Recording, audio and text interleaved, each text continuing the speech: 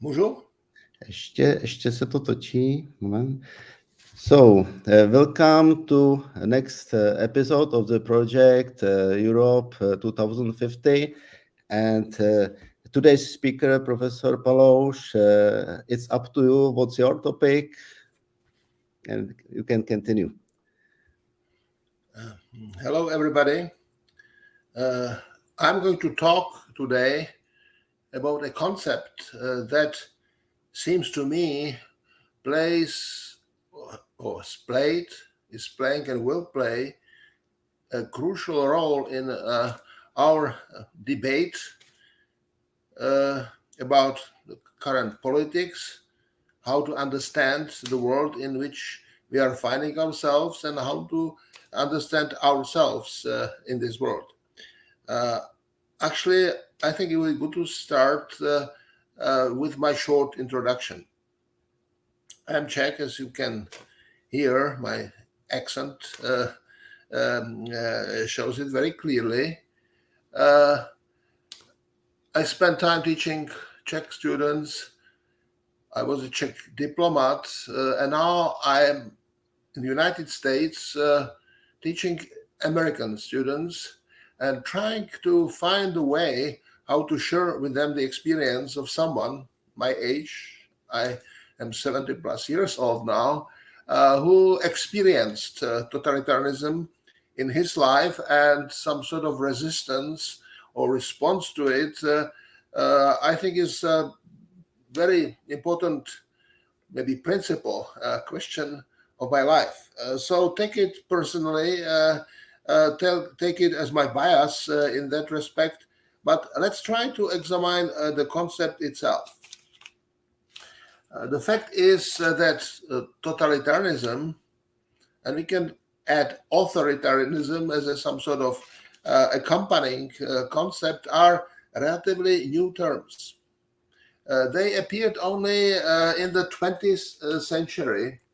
They appeared as an effort to understand the situation of the world, Eurocentric world, that really changed with the Great War, or the First World War, the war 1914, 1918.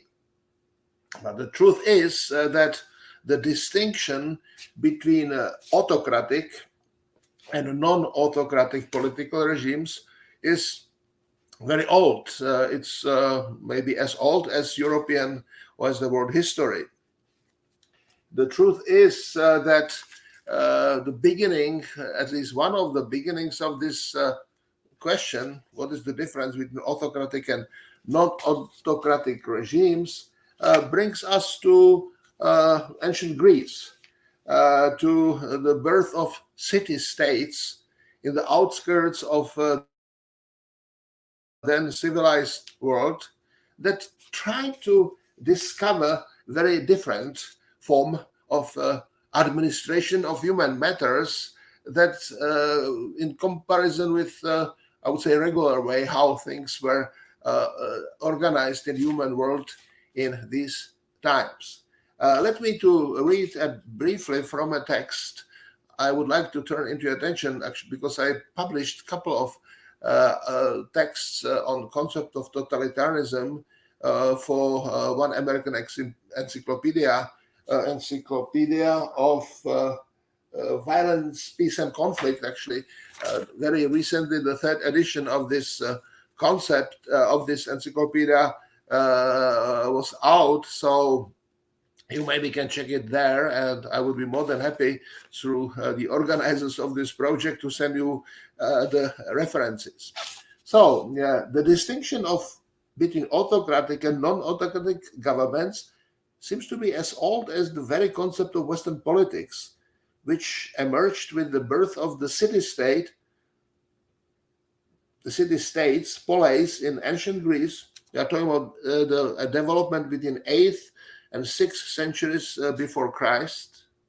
Until then, existing states, empires, often stretching over huge mass of land, might have reached quite an impressive level of technical development and sophistication. Nevertheless, as far as their form of government, as far as this form of government was concerned, they were administered like great households. The imperial rulers assumed the role of guarantor of cosmic order in the human world and acted as mediators between gods and man. They exercised complete administrative, managerial, judicial, military, and fiscal authority, and were free to accept or to repudiate any laws and norms governing the society of their subjects in any time. No matter how different the style and the results of their administration of human affairs might have been, they were all despots. There was no politics under their domination.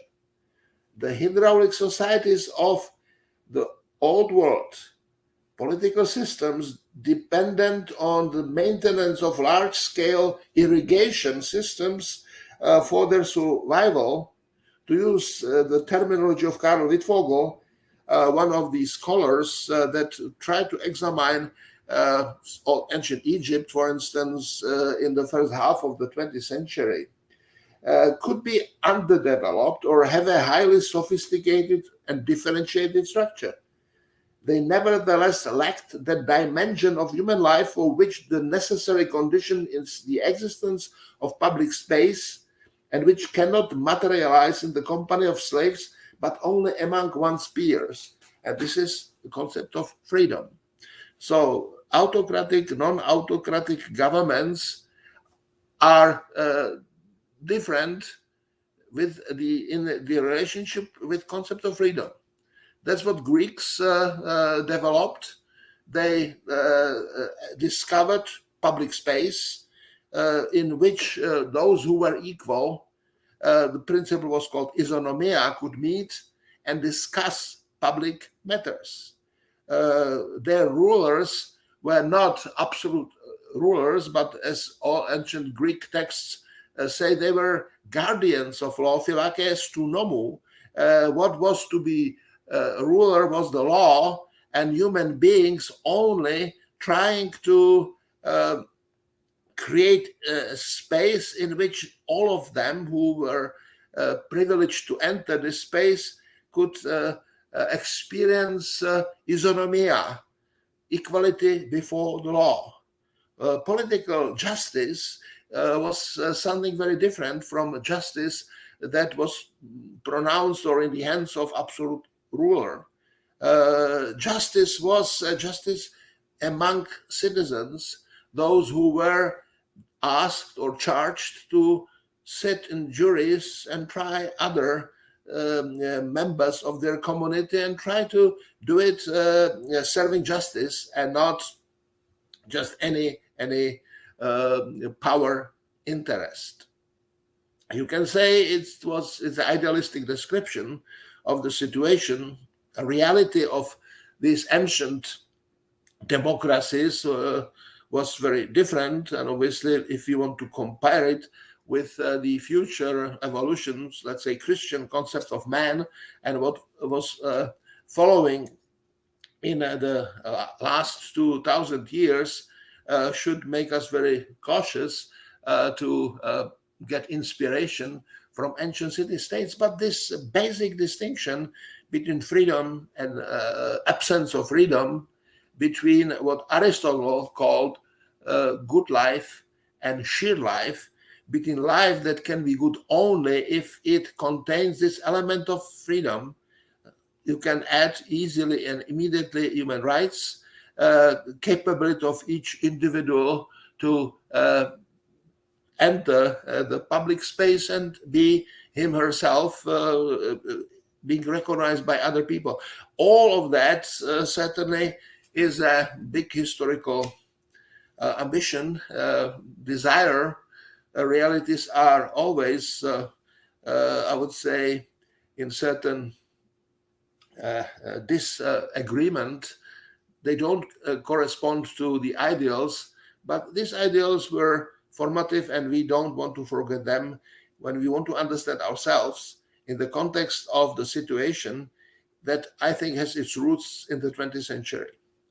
So let's go to the beginning of the concept of totalitarianism. It is fact that it appeared in the beginning of the 20th century, but it was used not by opponents of totalitarianism, as it is obviously most frequent case today, by those who were rather trying to use it in a positive manner. Adjective totalitario in Italian was used by, I would say, ideologue of Italian fascism, Giovanni Gentile, by Italian communist Gramsci, and then it found also uses in German context, trying to react to the disorders created by this Great War, 1914 and 1918, and they tried to find a new form of governance of human matters. What they were concerned about was certain weakness or deficiencies of, I think, what they would call today a liberal concept of freedom, which was a freedom from politics, freedom that people can enjoy themselves doing their own things and are just free not to participate in all these events that eventually are taking place in public space. And this was a problem, especially in countries in crisis after the First World War. We can think about Germany with its Versailles syndrome. It was a country that was defeated. Weimar Republic was republic, but still struggling with a lot of disorders of their times. So fascists, Nazi, they tried to revoke certain ideas of the past in which they would be able to strengthen the weak, feeble governance. They were using all sorts of methodologies. There is a famous formula, I think, coined by Mussolini's fascists: nothing, all within the state, none outside the state, and none against the state. It was the Mussolini's slogan, and this is exactly what the totalitarians disliked in liberalism. It was too little state and too much privatization of life of liberal bourgeois society, and its essential negative concept of freedom as freedom from politics. It was its conformism, mediocrity, and easiness. It was its alienation from the public sphere, which they believed ought to be again animated by the ancient Roman or traditional Germanic spirit.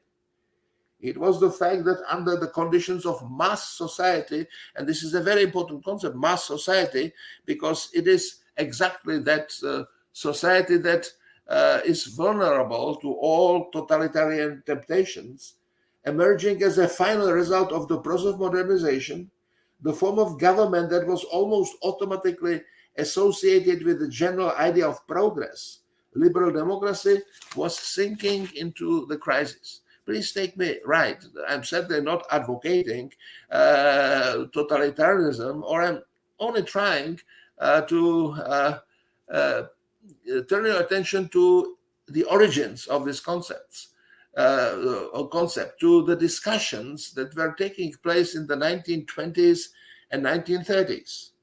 And then certainly our predecessors, my grandparents, for instance, had an opportunity to see what was going to happen when this type of concept, first in Italy and then in Germany, is turned into reality.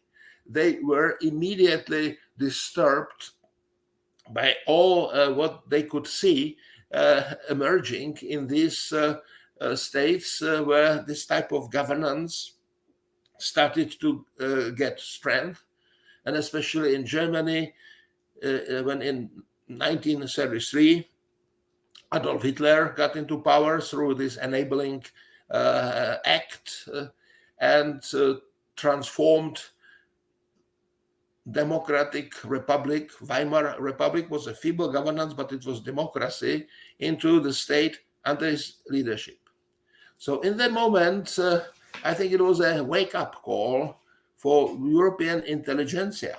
So if we had the first part of the history of concept of totalitarianism as it was used positively by totalitarians, then it was more important is to see the reaction to the realities that were emerging when European society in crisis, believing after the First World War that finally the world would have been made safe for democracy, and these beautiful ideas of progress would be bringing their more and more fruits.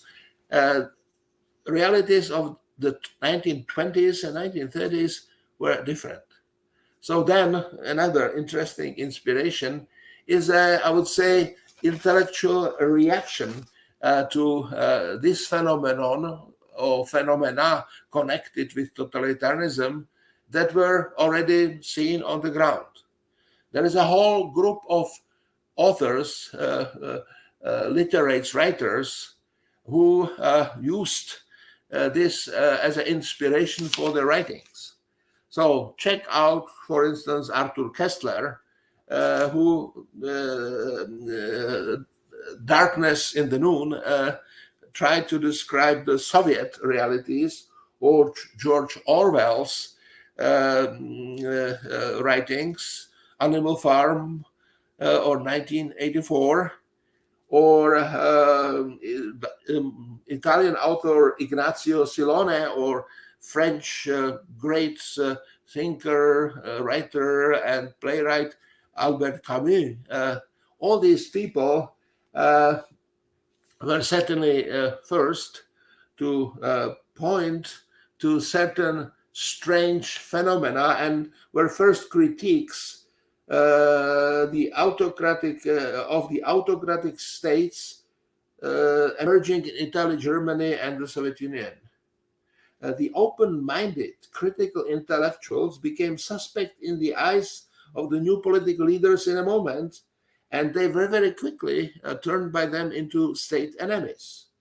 The stream of immigrants, especially from Germany, appeared first in many European cities. You can remember Thomas Mann in Prague, for instance, and then later in the United States. Prominent philosophers, scientists, writers, and journalists opened a kind of intellectual front against Nazism, fascism, and Bolshevism, and began their struggle for freedom by theorizing about totalitarianism and authoritarianism, mostly from their either liberal or Marxist point of view.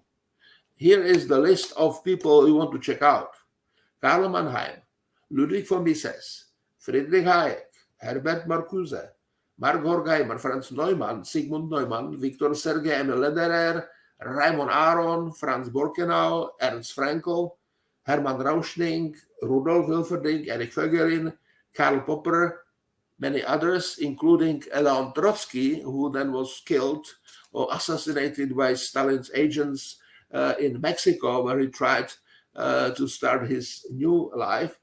All of them tried to cope with the totalitarian phenomena in their writings and to formulate the principles of intellectual resistance to it. A couple of suggestions. Look at Herbert Marcuse's struggle against liberalism in the totalitarian view of the state, published 1934.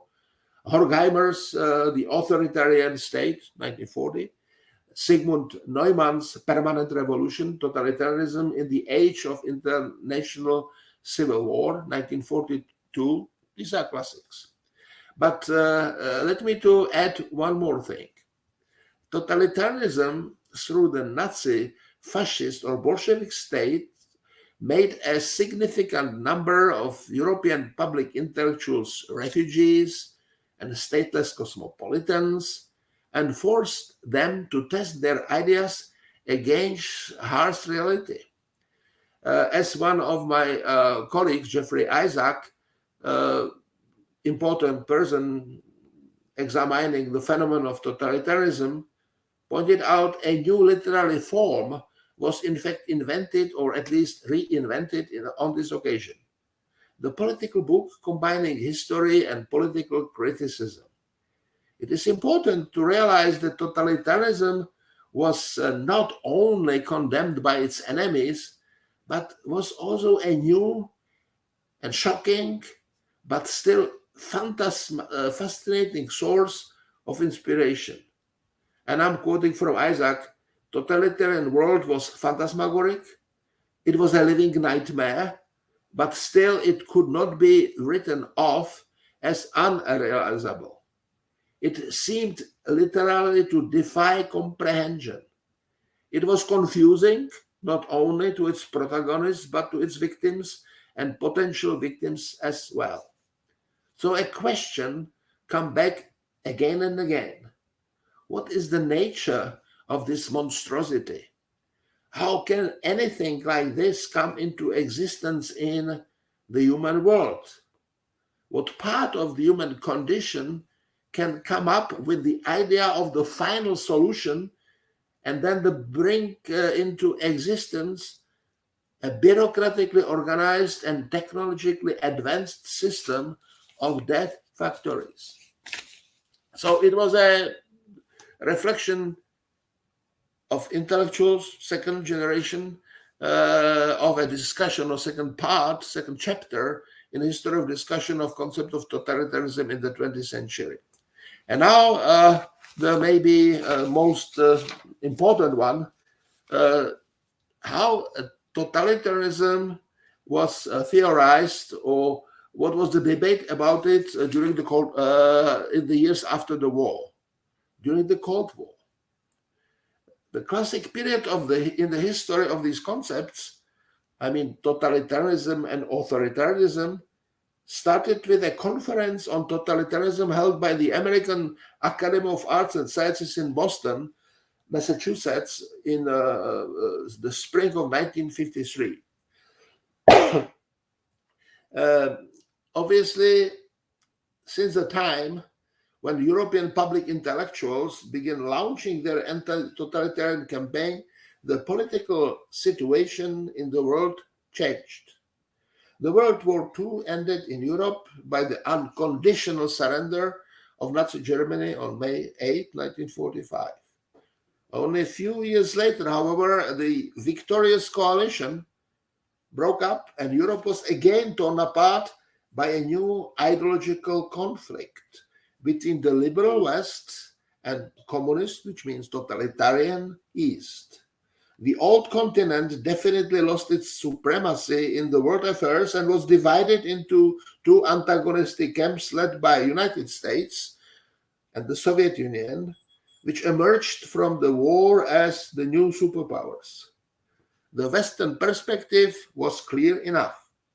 One form of totalitarianism was defeated, but the second one became much stronger than ever before. The European civilization and its liberal principles were again endangered and forced to struggle for survival.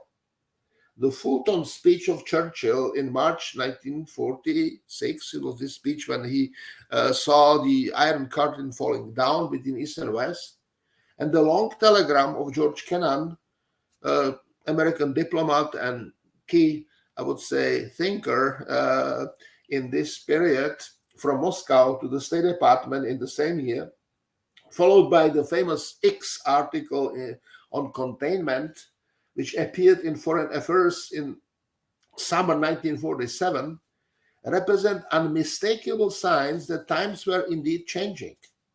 Within a few years, the Cold War was in full swing, and this has become to be borne in mind when this has to become it has to be borne in mind when looking at all attempts, especially those in the 1950s, at a new conceptualization of the 20th century autocracy. First of all, it was argued, and the classics is Karl Friedrich, German scholar but living in the United States, and young Zbigniew Brzezinski, who then later became a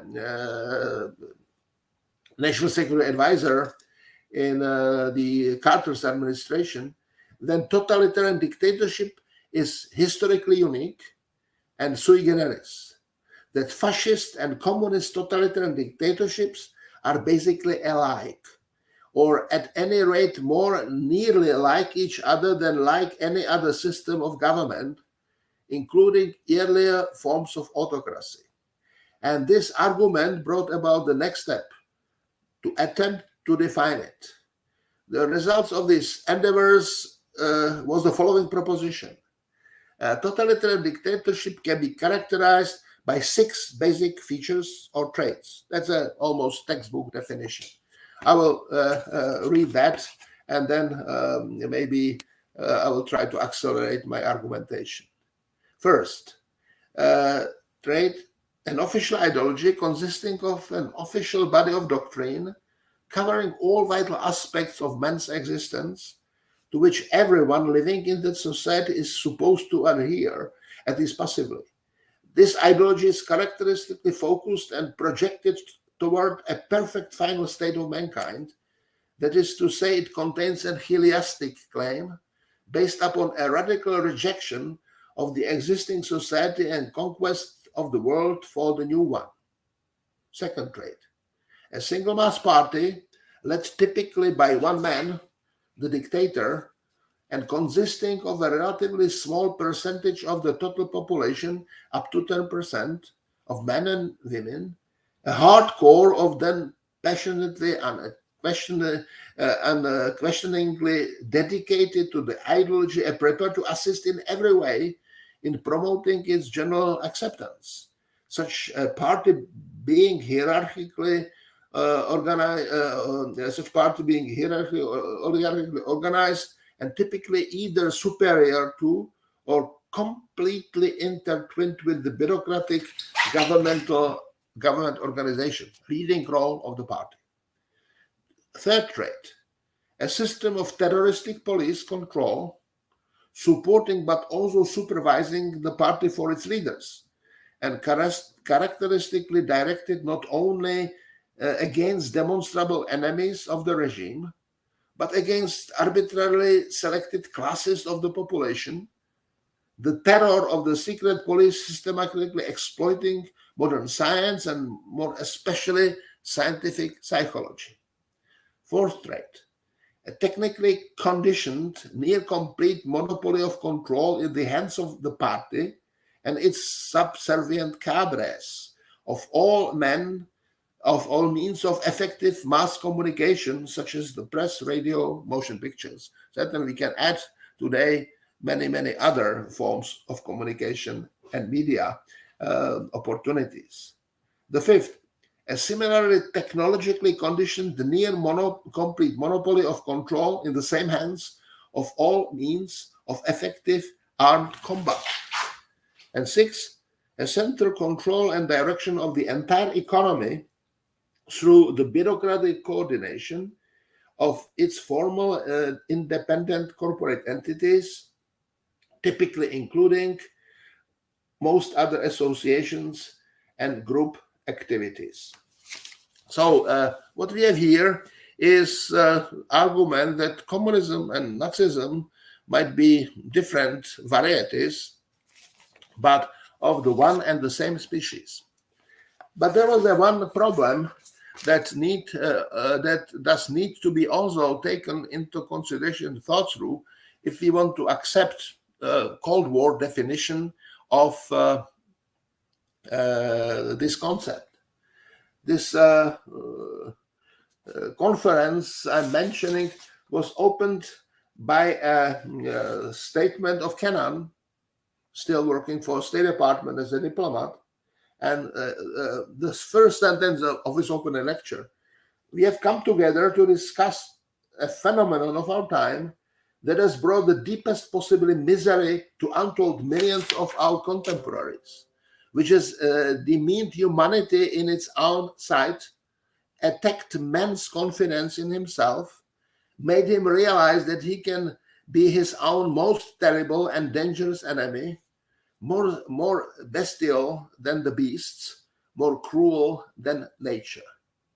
And the question, did George Kennan speak here as a public intellectual, regardless of his actual position in the American political system, or as an official herald of American post-war realism in international affairs. What was more important for him, the shock, supported by the well-proven empirical evidence that totalitarian dictatorships are materialized evil, transforming the human world into hell, or the fact that such regimes, because of their devilish nature, had to be regarded by the State Department as hostile to the United States. Because what was legacy of that discussion was obviously that the countries on the zone of the US influence were perceived very differently from those who were part of the Soviet orbit as satellites of the Soviet Union. The fact that the former were friends and later foes of the United States could be accepted as sufficient reason only by those who relied on the use of force in international relations, who most probably rightly argued that the United States should not hesitate to protect freedom by intervening militarily in the American zone of influence and to head off the communist revolution by all available means. However, as far as the debate on totalitarianism is concerned, it was only a matter of time before it became apparent that this reasoning was too narrow and too determined by the spirit of the imperialistic republic, to use the phrase of Raymond Aron. I think that you can experience that this discussion has certain interesting repetition today, and we needs to be very creative, very sensitive to the concrete facts and precise to get the point. The next phase of the debate on totalitarianism, we started 1920s, 30s, let's say totalitarians trying to define themselves, then the critique of 1940s, intellectuals struggling with this horrifying phenomena that were connected with the existence of totalitarian regimes, then the 1950s, the Cold War, and the formulation of the position influenced by this basic state of matters in the context of geopolitical reality of the world. So now 1960s. What we saw in 1960s was a kind of retreat from that concept and the way how it survived. Interesting debate could be in this context, still inspiring even for us, seen in the United States. First of all, times were different in the 1960s from the 1950s, and even totalitarianism started to take different forms and different shapes in the Soviet Union. Germany was already in a full swing. In Germany, the process of denazification and rebuilding of democracy in Germany was in full swing. In the Soviet Union, Stalin's crimes, Stalin passed away or died 1953. His crimes were criticized by his successor, Nikita Khrushchev, in this famous 20th Congress of the Soviet Communist Party in 1956. So the process of de-Stalinization brought some new perspectives, and the discussion on totalitarian form of regime in the Soviet Union certainly got a new forms. And then the concept of totalitarianism started to be found unacceptable. Two trains of arguments were developed in this context. First, the question was how this term can serve as an instrument for historical analysis, how it can help us to describe the concrete existing regimes in the Soviet Union, in Nazi Germany, or in the satellites of the Soviet Union, because people might be saying that for behavioristic social sciences, this term was not good enough. It was rather covering the whole complex, changing political and social realities of these societies with one simplifying concept. What behaviorists disliked when they tried to find the place of this concept in the context of their research was that they heard in it, as one of them put it, too much of emotive overtones. According to them, the term totalitarianism should be tested as an analytical tool to be used in the process of causal explanations, and for that purpose, it had to be, above all, depoliticized. The counter-ideological uses of totalitarianism could not guarantee that this term was justified from the point of view of value-free, neutral, and objective science. There was not that there is such and such political reality that can be labeled like that. And even conclusions were very clear, supported by many of them. The concept of totalitarianism was of very limited analytical and heuristic value. Best thing would be to retreat from it, not to use it at all, and let it disappear from political lexicon. It didn't disappear. The reason is why. I'm certainly strongly supporting its use, and I will try to come to that question in a moment. But let's first look at the second type of criticism that appeared in the 1960s. And in the United States, they didn't have their own exposure or their experience with that. So maybe this social scientist had a very important role in the discussion. Second type of criticism came from Germany. In Germany, obviously, it was something different. It was much more difficult there to separate social and political sciences from politics and to keep the scientific discourse neutral and value-free in the Weberian sense. Throughout the post-war period, the German debate concerning the nature of contemporary autocratic regimes took place in the context of denazification. Germans burdened with their own totalitarian past simply could not identify themselves with the American point of view. No doubt that it was the American Marshall Plan of post-war reconstruction of Europe that helped to overcome the gap which the war opened between Germany and all other Europeans. No doubt that it was the pro-American foreign policy of the first chancellor of the post-Nazi German state, Konrad Adenauer, that helped build a bridge from the totalitarian past toward a democratic future and enabled Germany to rise from the ashes and to overcome the post-war marasmus and disorder.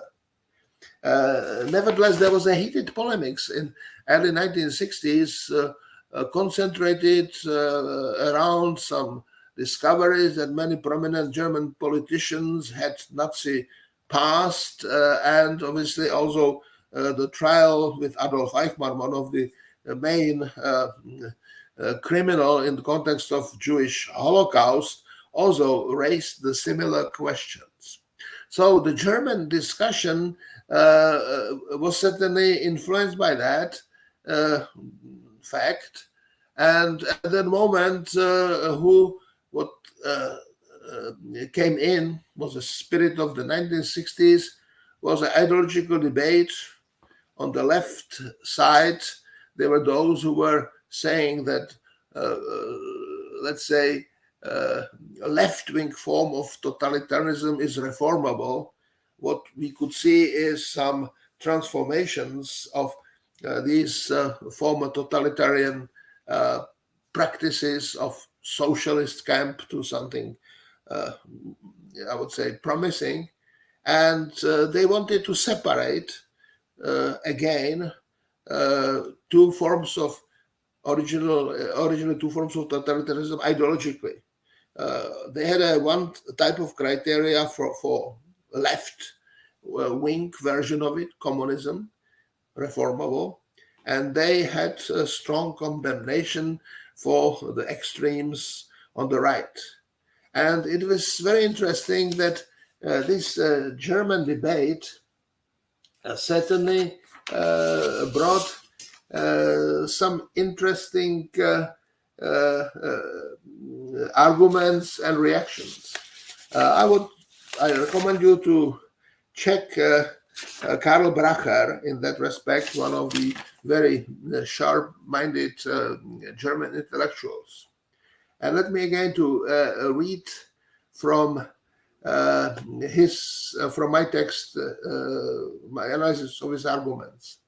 Bracher's refusal of the left-wing deconstruction of the term totalitarianism is worth mentioning. To dump this term is historically wrong, he said, because this move simply fails to consider the long history of the totalitarian debate started in the 1920s and 30s. The criticism of the Cold War uses of the term that still had champions in 1970s and 1980s, one of them, Jean Kirkpatrick, quite important American politician and diplomat and political scientist, might be justified. What was not acceptable for Bracher and what makes this strategy to solve the problem more dubious from any reasonable point of view was the unreflected ideological bias of those who presented it. What seemed to be completely forgotten by the left-wing critics was the original meaning of the term. That what is at stake here is the struggle of European civilization in the 20th century for its freedom. That it is vital in their struggle to be able to distinguish under the conditions of contemporary world between dictatorship and democracy. Bracher agreed with Friedrich and Brzezinski and other supporters of the classic definition that the structural similarities are more important than the ideological differences between left-wing and right-wing totalitarian governments. On the other hand, he was never on the side of those who were actively engaged in Cold War international politics and were striving to contain the arch-enemy, nor did he subscribe to any value-free, neutral scientific methodology. As a German, he was quite aware of the political dimension of the totalitarian problem. On the other hand, and again as a German, we may add, he was also aware that to understand totalitarianism requires a different type of knowledge. What must be looked for in the totalitarian debate is a knowledge that knows how to cope with the generic problem of autocratic versus non-autocratic forms of government of our time, and that is able to see general dilemma of our civilization was confronted with from the very beginning in the concrete social and political, which means historical context we are part of. However, it is this context that has to be properly reflected in the first place. The totalitarianism debate itself represented a serious problem for Bracher, a problem that by its nature, as I am going to argue in the end of this speech, opens the door not only to the core problems of European politics, but also European philosophy. What matters is not only the term itself, but to repeat once more Bracher's argument, how it was used under the given circumstances, what set it in motion, what set in motion its own history. We have a next thing. So this 1960s, the debate still to be continued. what about 1970s and 80s? I already mentioned the Jean Kirkpatrick's political realism and maybe the adherence to Cold War uses of the term in the United States, especially in connection with, let's say, Republican governments, to put it in a simple version. But what about in Europe? The Czechs know pretty well how important was year 1968. It was a year of some sort of revolutionary upheavals in Western Europe. It was the year of our Prague Spring, and then invasion of the Soviet-led troops of Warsaw Pact armies in August of that year, and the end of short hopes that socialism could be endowed with human face, that people living under the Iron Curtain could get some freedom, even in the world divided to two parts. The fall of 1968 was a frustration, deep disillusion, at least in Czech and Slovak societies. But it was also the moment when totalitarianism form of government, especially seen and observed by Czechs and Slovaks in the 1970s and 1980s, endured, or what we could see was a very dramatic transformation. This is the contribution that was brought to the discussion by Václav Havel. Totalitarianism of the Husák's normalization regime was certainly not as cruel as Stalinism of the 1950s. It tried to find other ways how to subdue people, how to make them to be coordinated with the situation. Czechs and Slovaks had, I would say, three choices in that moment: either to stay and to conform themselves with the situation, or to leave the country and try to start living somewhere else, or to find the way how they can be, how can they live in unity with themselves, being forced to coordinate themselves with the regime of that was created or was emerging in our society in that time. Here is how Havel described that. In the 1950s, there were enormous concentration camps in Czechoslovakia filled with tens of thousands of innocent people. At the same time, building sites were swarming with tens of thousands of young enthusiasts of the new faith, singing songs of socialist construction. There were tortures, executions, dramatic flights across borders, conspiracies, and at the same time, panegyrics were being written to the chief dictator. And Václav Havel, in that respect, coins the concept, sometimes I think not unfortunately calls it post-totalitarian system, but an advanced or mature, ripe totalitarian system.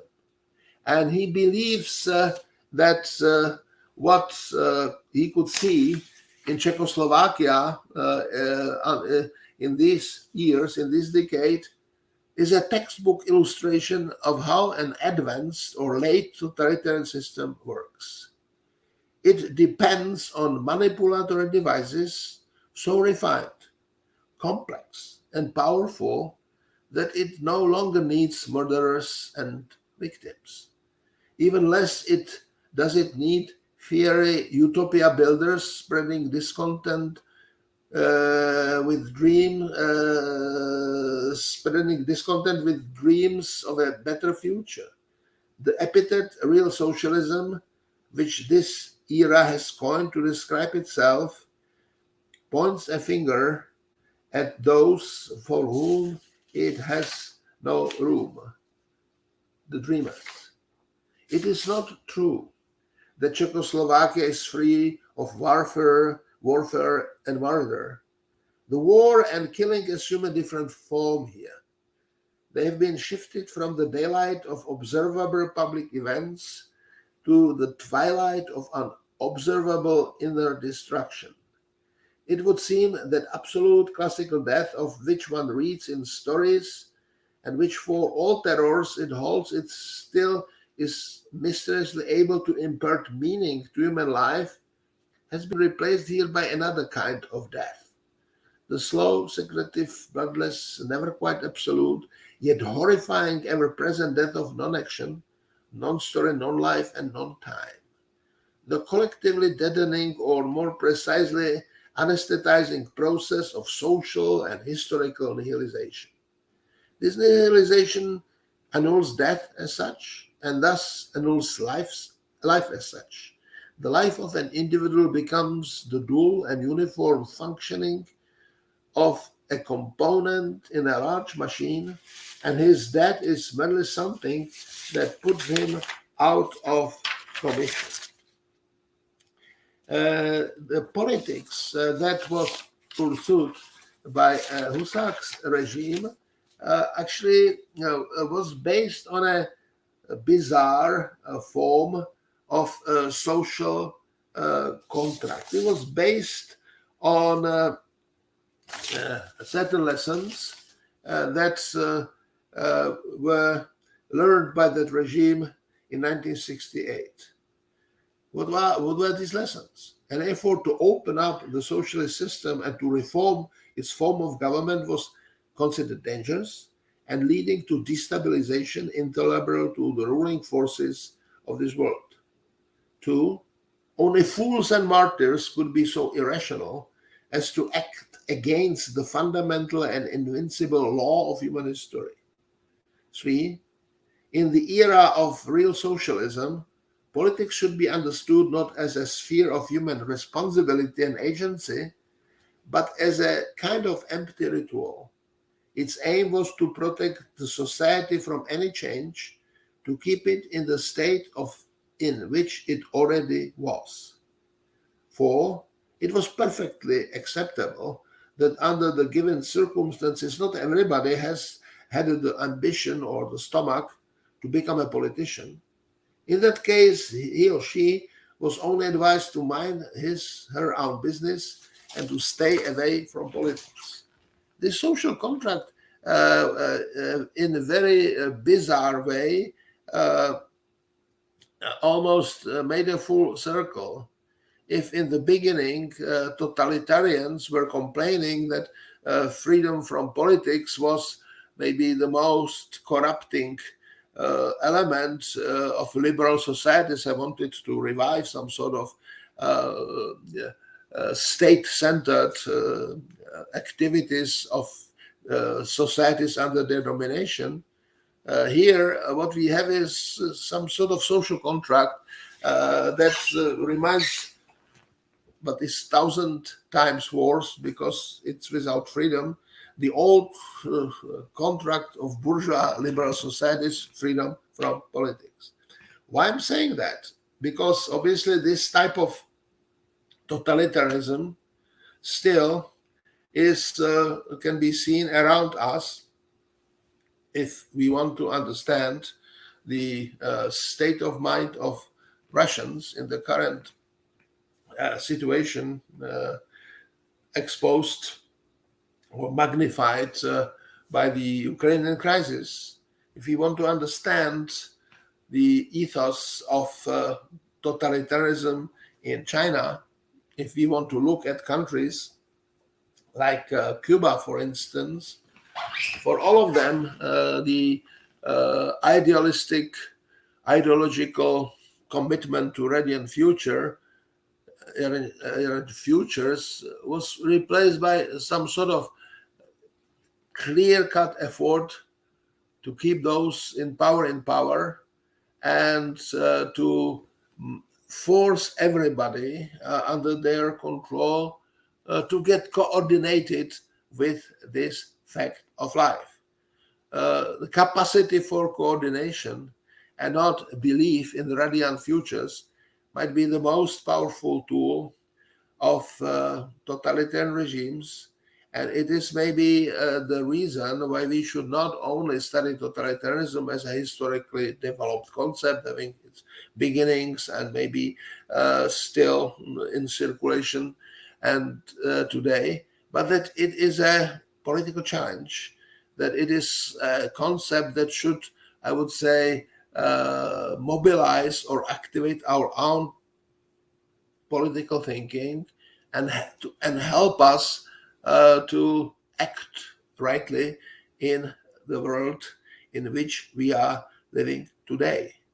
The last person I would like to mention here is Hannah Arendt.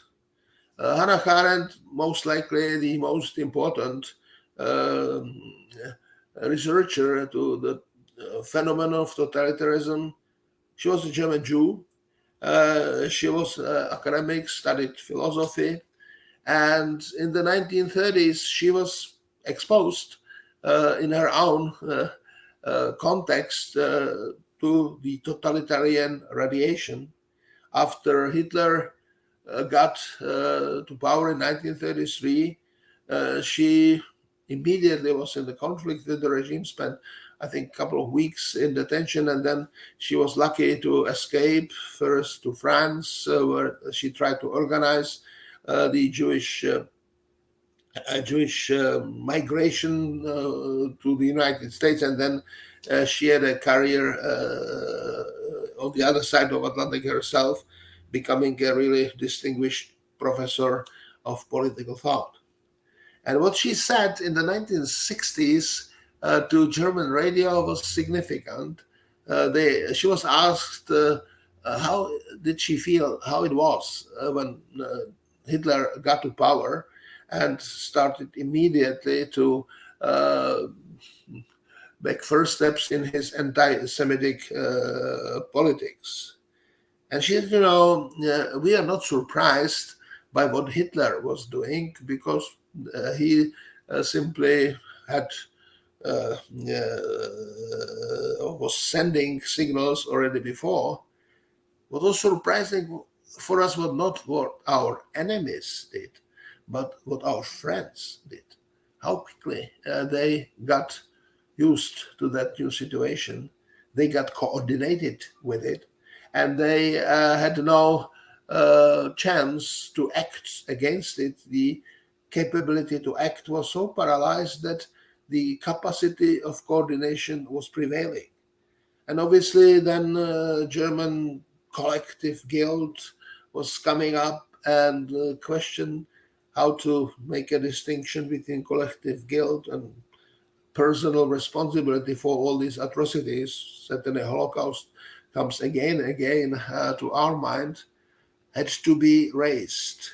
And actually here, and our current situation is testing us very clearly, we are exposed to the following question. We still live in the world where totalitarian tendencies are around. We live in a world which is more interconnected, which is post-European. There's a new geopolitical situation. We have the rising of China, and there are some other non-European countries and civilizations trying to play their own deserved role in a global context. And we have global issues such as climate change and pandemics, and you can start making a long list of those.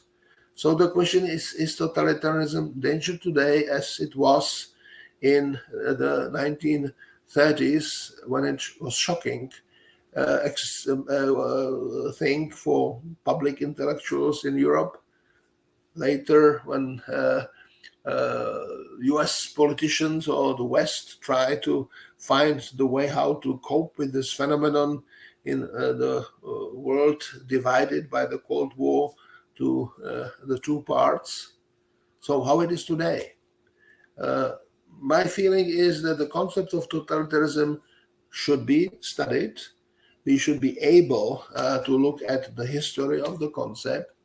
We should be able to learn from maybe sometimes difficulties of understanding, and maybe all these moments in the discussion when some people were saying, please, let's get rid of this concept because it is not serving us well, it can lead us to misunderstandings.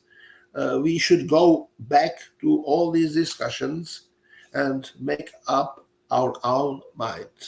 So I think that's all what I can tell you.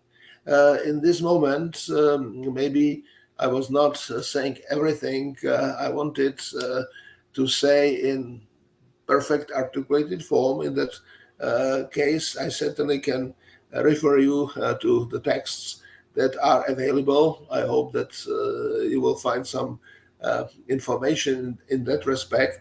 And I wish you to study and think and use totalitarianism in that respect. For Hannah Arendt, one of the basic features when she saw Adolf Eichmann, person who was connected with that killing, murder of 6 million people, Jewish women, men, and children that were part of the project of final solution of Jewish question. And she, when she was observing him in Jerusalem, when he was tried and then sentenced and executed, she said that the most troubling characteristic of Adolf Eichmann was his thoughtlessness, incapability to think. When he was asked any question, he had all sorts of phrases, some sort of statements that were brought to his mind by superiors, but the capacity to stop and think, which means not to do certain things, not just to be neutral, not to coordinate oneself with a situation in which horrible things are happening. So totalitarianism is warning. It is a matter of studies for historians, but I think that it should be used as a central concept in our political thinking as well. So good luck, and hopefully you will benefit or get some inspiration from what I try to tell you about the concept of totalitarianism.